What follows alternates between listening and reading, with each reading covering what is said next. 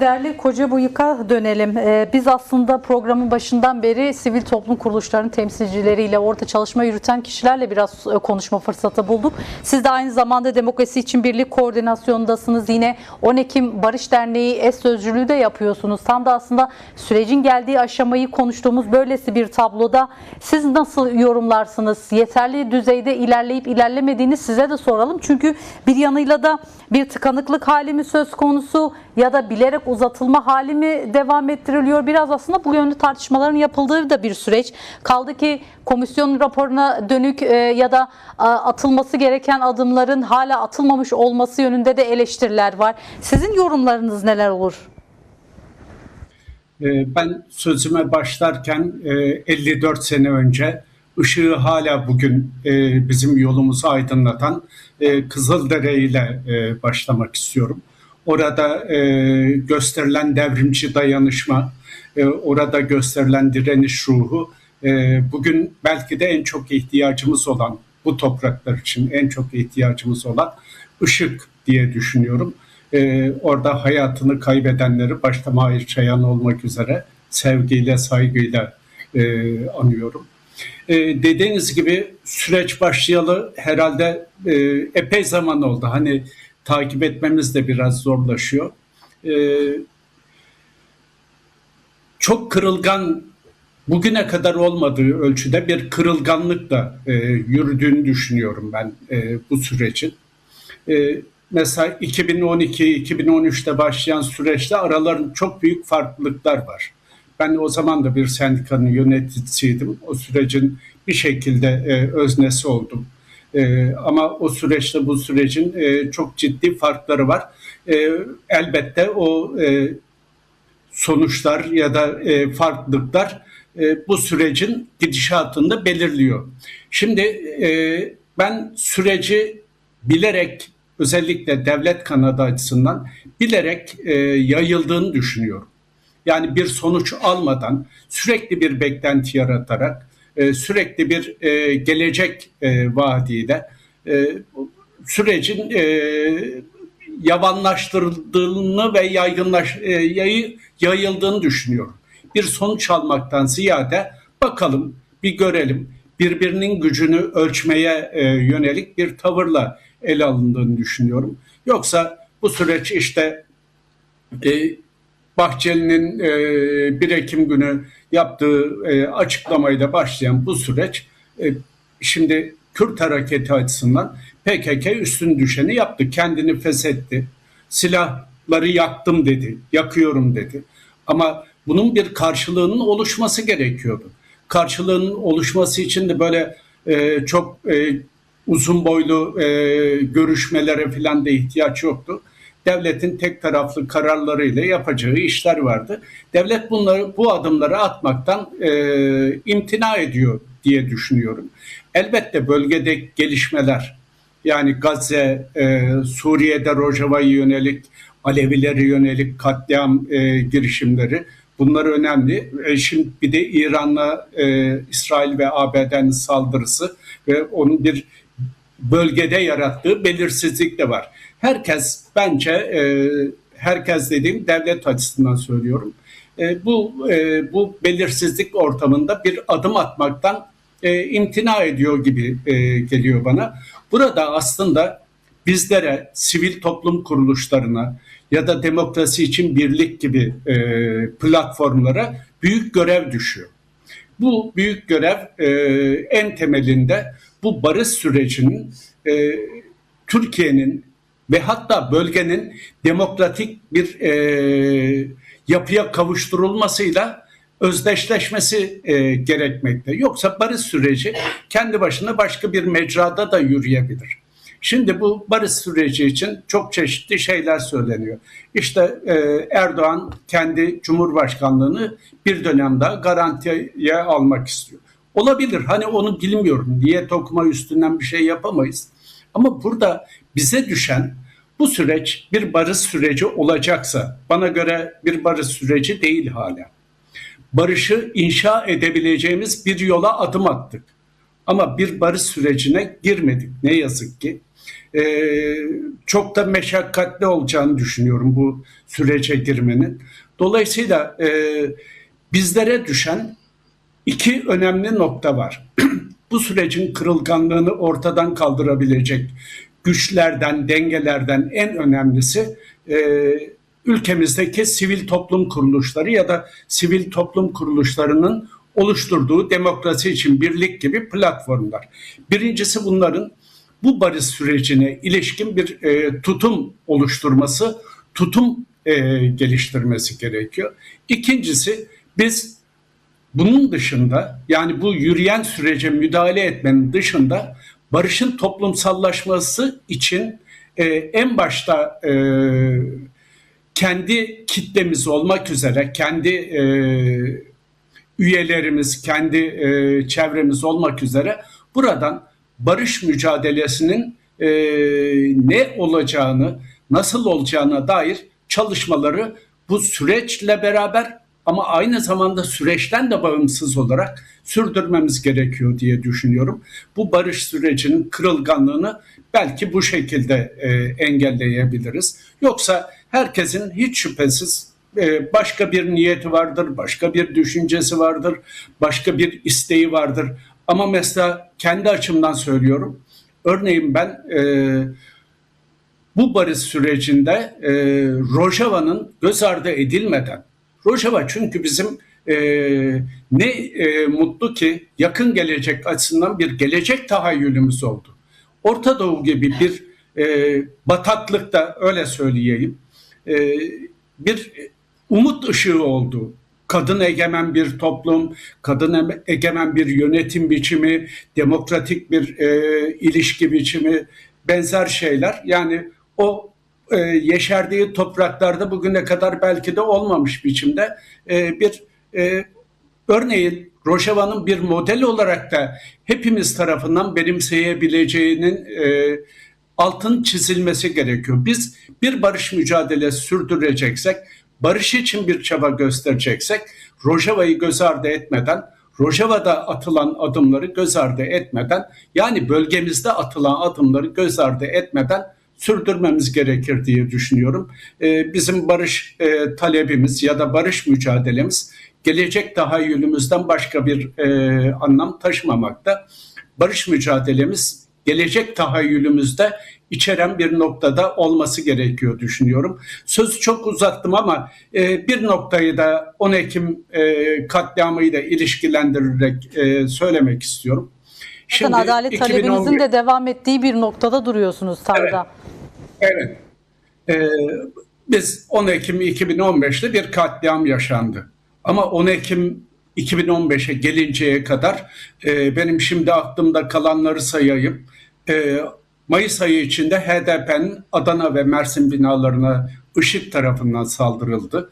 5 Haziran Ahmet mitingine, HDP'nin Ahmet mitingine IŞİD tarafından saldırıldı.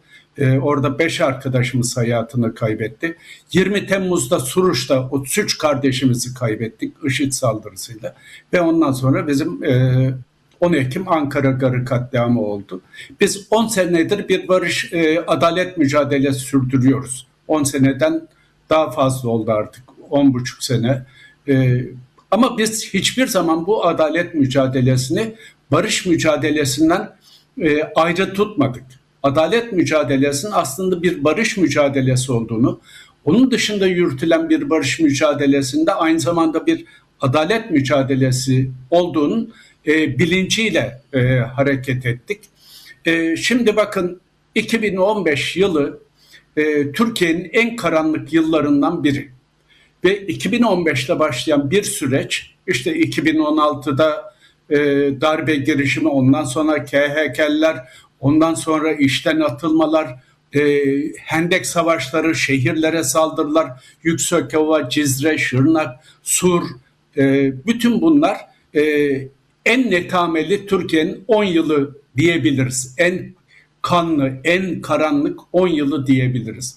Şimdi bu barış sürecinde ve bu 10 yıl bizim adalete olan duygumuzu neredeyse sıfıra indirdi. Yani adalet, hukuk, yasa, Bırakın adaleti, hukuku, yasayla bile şey yapılamadı, yasalar bile uygulanmadı. Dolayısıyla bizim talebimiz şudur ki, ya da mücadelemizin önemli bir kısmı şudur ki, eğer Türkiye'de bir barış olacaksa, eğer Türkiye'de barış mücadelesi bir sonuca ulaşacaksa, bu 10 senenin hesabının görülmesi gerekmektedir.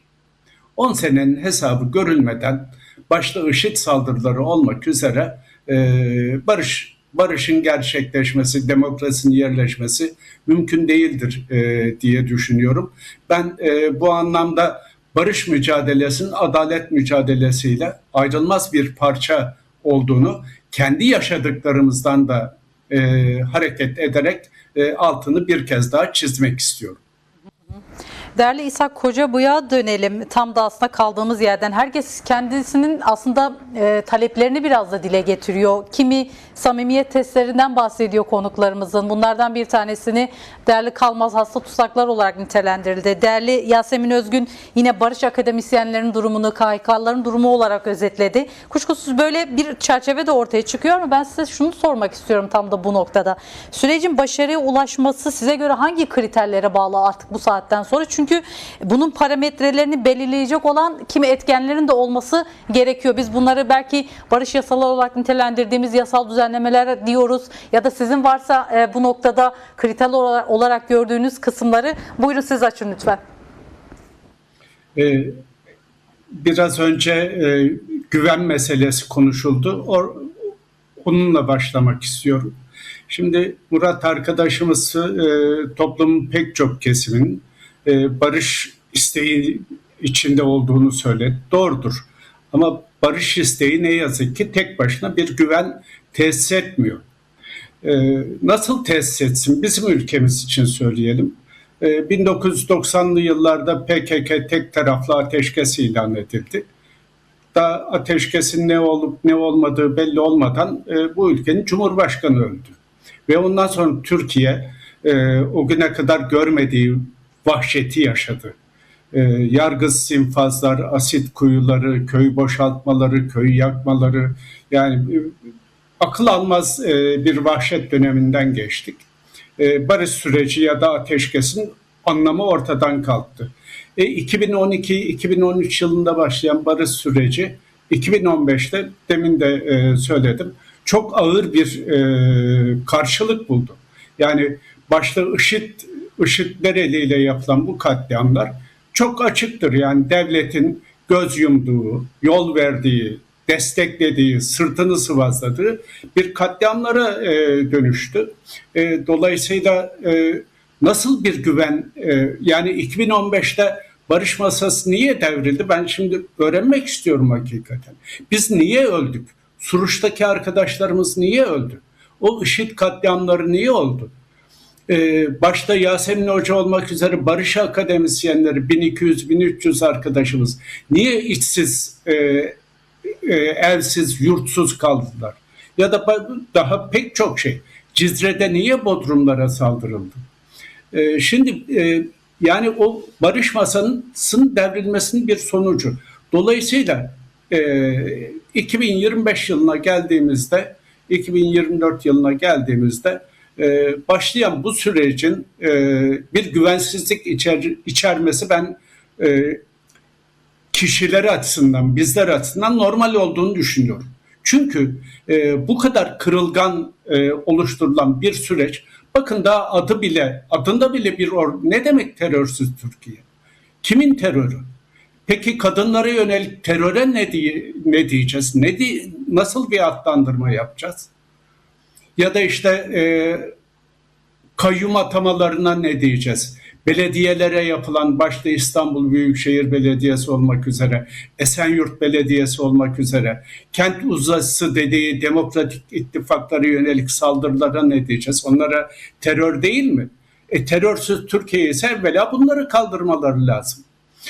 Dolayısıyla bu güvensizliğin ben bu sürecin en karakteristik noktalarından biri olduğunu düşünüyorum. Bu güvensizliği giderilmesi gerekiyor. En başta tabii ki devletin bunda adım atması gerekiyor. Bakın kendi açımızdan söyleyeyim. Adalet mücadelesi yürüten, 10 Ekim katliamı üstünden bir süreç yürüten bir kesim olarak söylüyorum. Şimdi çok açık. Bütün mahkeme kayıtları, bütün mahkeme süreçleri, gazete haberleri, devletin kendi yazışmaları gösteriyor ki bu katliamın perde arkası devletin kimi kurumları ve kimi devlet görevlileri tarafından organize edilmiş. Bir senedir teknik takibe aldığı IŞİD'lerin katliam yapmalarını, canlı bombayla o alana gelmelerine göz yumulmuş. Hatta yol verilmiş. Polis aramalarından rahatlıkla giderilmeleri sağlanmış vesaire. Bütün bunlar açığa çıktı. Bütün bunların açığa çıktığı bir ortamda adaletin zerresi bile yok. Yani böyle adeta dalga geçer gibi IŞİD'lerin böyle suç işleyen, Türkiye'de suç işleyen üstelik IŞİD'lerin Suriye'den, İdlib'den ara ara Türkiye'ye geldiğini, hatta hasta olduklarında gelip Türkiye'deki hastanelerde tedavi olduklarını, bunlar hastane kayıtlarında var, her yerde var, biliniyor. Bu konuda örneğin devlet bir adım atmıyor. Esasında devletin bu konuda atacağı adım basit bir hukuksal işlemin yerini bulması ya da basitçe bir adaletin yerini bulması değil, bir katliamın aydınlatılması olacak. Bu katliam aydınlatılmadığı müddetçe barışın, gerçek anlamda bir barışın olabilmesi mümkün değil. Demin gene Yasemin Hocam da söyledi. Yani kadınlara yönelik bu patriarkal şiddetin yok edileceği bir zemin oluşturulmadan barışın gerçek anlamda oluşturulması bence mümkün değil. Burada devletin atacağı adımların çok büyük kritik önemi var. Devlet ne yazık ki bu adımları atmaktan imtina ediyor. İşte sivil toplum kuruluşlarına, bizlere, adı direkt barış mücadelesi olmasa da kadın mücadelesi yürüten öğrenci arkadaşlarımız, kayyuma karşı mücadele yürüten, hasta tutsaklar için mücadele eden, adalet mücadelesi yürüten bizlere büyük önem düşüyor. Biz bu mücadelelerimizi esasında bir barış mücadelesi şemsiyesiyle örtmemiz gerekiyor. Ve yan yana yürütmemiz gerekiyor bütün bu mücadeleleri. Başka türlü bu barış sürecinin kendi mecrasını oluşturması ve kendi ayakları üstünde durması pek mümkün değilmiş gibi gözüküyor. Bunu da belirteyim. Bunları söylemiş olayım. Çağrınız ya da son olarak dile getirmek istediğiniz talepleriniz aslında tüm bu sürecin kendisini konuştuğumuz bir dönemde. Ya elbette yani ne yazık ki o kadar çok olumsuzluk yaşadık ki hem kişi olarak hem toplumsal kesim olarak bir meseleyi tartışırken bu olumsuzlukların yarattığı örnekler üstünden bir değerlendirme yapıyoruz ister istemez. Ama hiç şüphesiz bütün bu olumsuzluklara, bütün bu barikatlara, engellere, sınırlara rağmen barış hepimiz için ekmek kadar, su kadar, nefes almak kadar önemli bir olgu. Barış olmadan hiçbir şey olmayacak, olmuyor.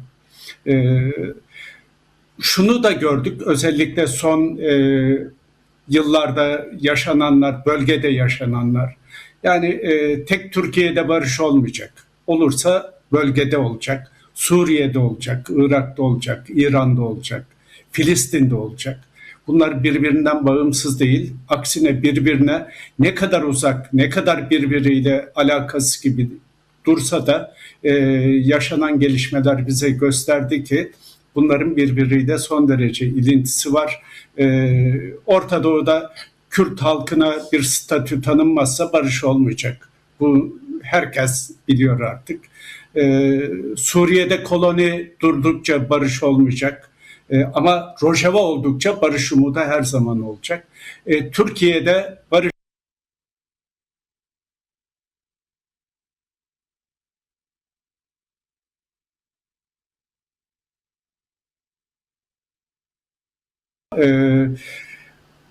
Az da olsa, yetersiz de olsa barış isteyen kesimlerin varlığı bu ülkede her zaman için bir meşale oldu.